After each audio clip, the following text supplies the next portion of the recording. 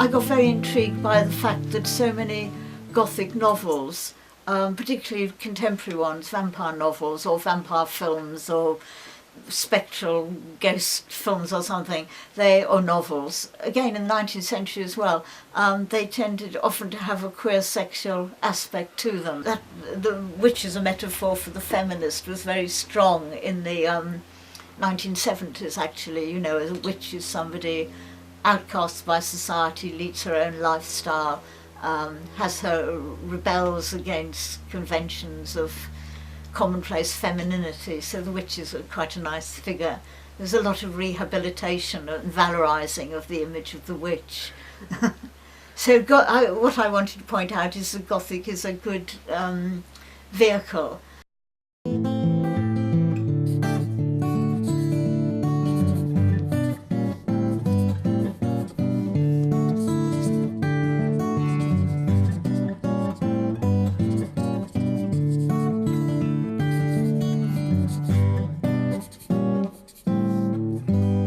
And there's so much more writing about them, so many more television and programmes and films. I mean, there are some very good lesbian films, but they're often not so well known.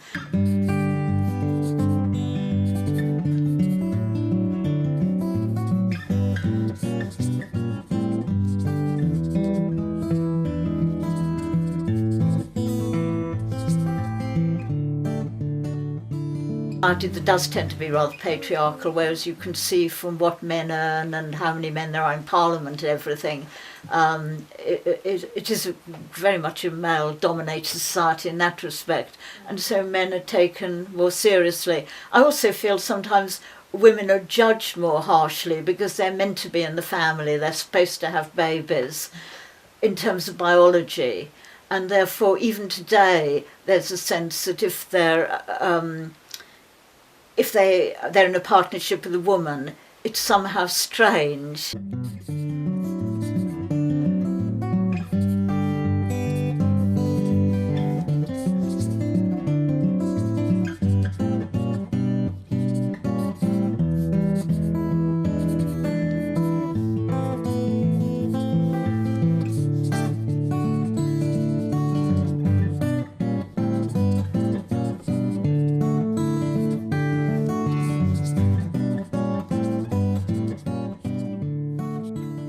But I mean, if you're a feminist, you're not necessarily lesbian.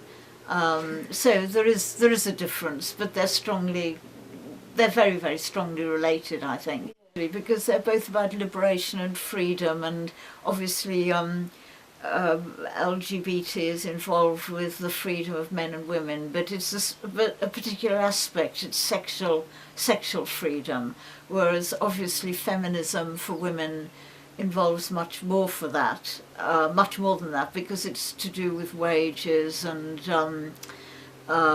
freedom to go to university and things like that. But they are quite closely related.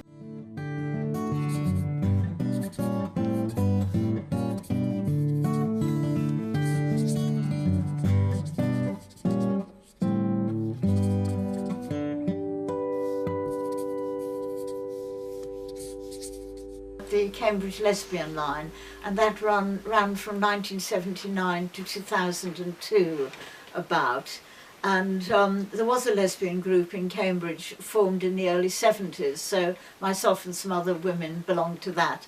We thought we'd start this helpline on the model of the London gay helpline,